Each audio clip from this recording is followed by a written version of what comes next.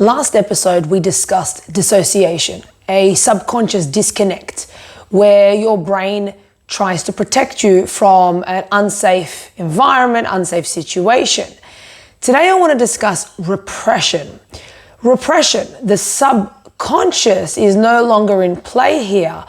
It is more your conscious effort to negate a situation, to bury it, to imagine there is restraint to not speak about the situation, to hold it back.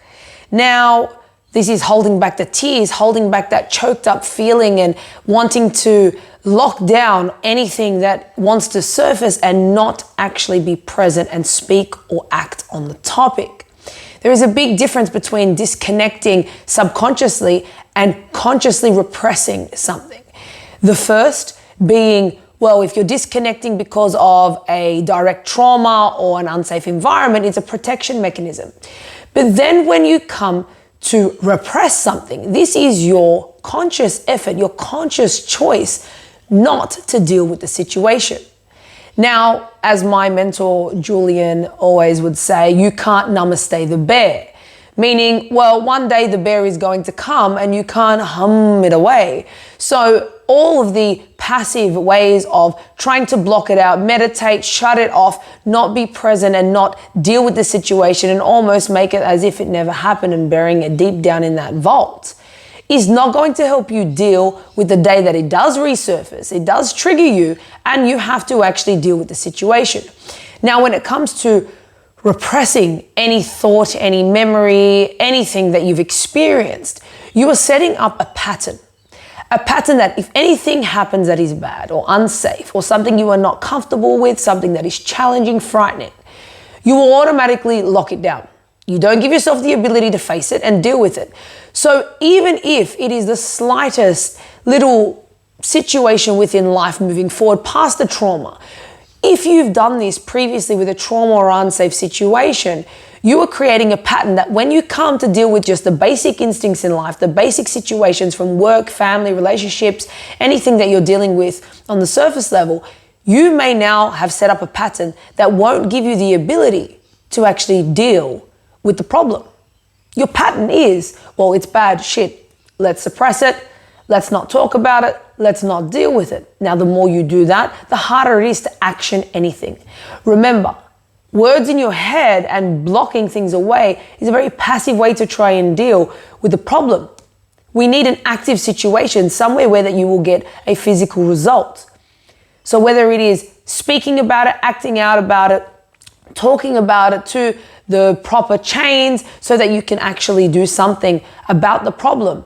This is where we need to be.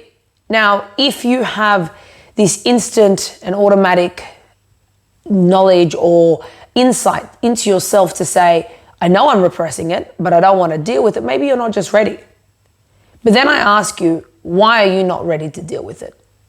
And most of the time because we're going to affect the environment around us.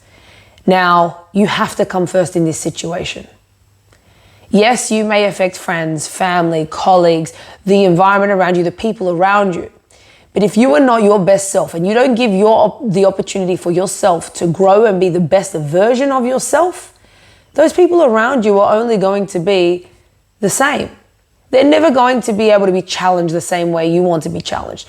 You are a product of your environment, but you also literally create an impact to that environment. So if you want a better world, a better environment, a better group of friends, a better relationship, a better lifestyle, a better career, you actually have to act first.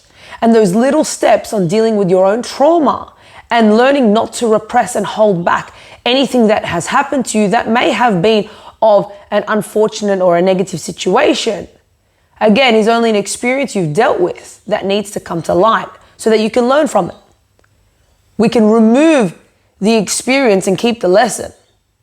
And that's what moving forward is, where you understand that anything that you've experienced is that an experience, something to learn from, and then we take the lesson and we move forward from it.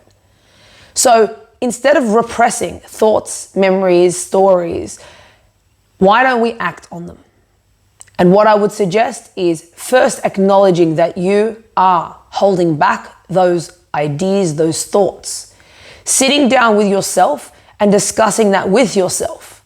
And then taking an action, one small step to move forward, to act upon what you've held back for so long. Now, yes, it can be scary, uncomfortable, but that's how we grow, that's how we change. And if you want to change, you've got to change something for it to happen.